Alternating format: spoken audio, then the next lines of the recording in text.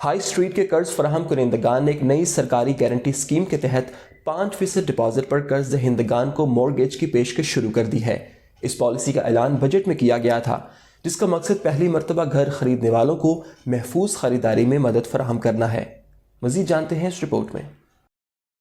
High street کے قرض فراہم کنندگان نے اب ایک نئی سرکاری گارنٹی اسکیم کے تحت صرف 5% ڈپازٹ پر قرض دہندگان کو مارگیج کی پیشکش شروع کر دی۔ اس پالیسی کا اعلان بجٹ میں کیا گیا تھا، جس کا مقصد فرسٹ ٹائم بائر کو گھر کی محفوظ خریداری میں مدد فراہم کرنا ہے۔ تاہم پالیسی کا آغاز اس وقت ہوا جب برطانیہ میں اوسطاً مکانات کی قیمتیں ریکارڈ سطح پر بڑھ رہی ہیں۔ تجزیہ کاروں کی رائے ہے کہ 10% تک ڈپازٹ جمع کروانے والے افراد کے لیے سستی ڈیلز دستیاب ہیں۔ انگلینڈ کے لیے نئی ڈیلز دی اسکیم سابقہ پالیسیوں کی طرح ہیں، جو ہاؤسنگ مارکیٹ اور معیشت کو فروغ دینے اور ساتھ ہی پہلی بار گھر خریدنے والوں کو سپورٹ کے لیے استعمال کی گئی تھی۔ یہ نئی اسکیم ہر اس فرد کے لیے دستیاب ہوگی جو 6 لاکھ پاؤنڈ تک کا مکان خریدے۔ شرط یہ ہے کہ وہ گھر کرائے پر دینے کے لیے نہ خریدے اور نہ دوسری بار خریداری کر رہا ہو۔ حکومت قرض خواہ کی جانب سے پہلے سے طے شدہ ادائیگی کرنے کی صورت میں قرض فراہم کرنے والے ادارے کو ایک جزوی ضمانت فراہم کرے گی، جو کہ عمومی طور پر 15% معاوضہ ہوگا۔ لائڈز، سینٹنڈرز، بارکلیز، ایچ ایس بی سی اور نیٹ ویسٹ رواں ہفتے نئی پالیسی کے تحت سروس پیش کر رہے ہیں، جبکہ ورجن منی اگلے ماہ سے یہ سروس فراہم کرے گی۔ بارکلیز نے کہا ہے کہ یہ مصنوعات نو تعمیر پراپرٹیز کے لیے فراہم نہیں کی جائیں گی۔ چانسلر رشی سوناک نے کہا کہ ہر نیا مکان مالک اور منتقل ہونے والا پورے ہاؤسنگ سیکٹر میں ملازمتوں کے حقوق کو سپورٹ کرتے ہیں، لیکن خاص طور پر پہلی بار خریداری کرنے والوں کے لیے بڑی رقم کی بچت مشکل ہو سکتی ہے۔ قرض فراہم کنندگان کو 95% مارگیج کی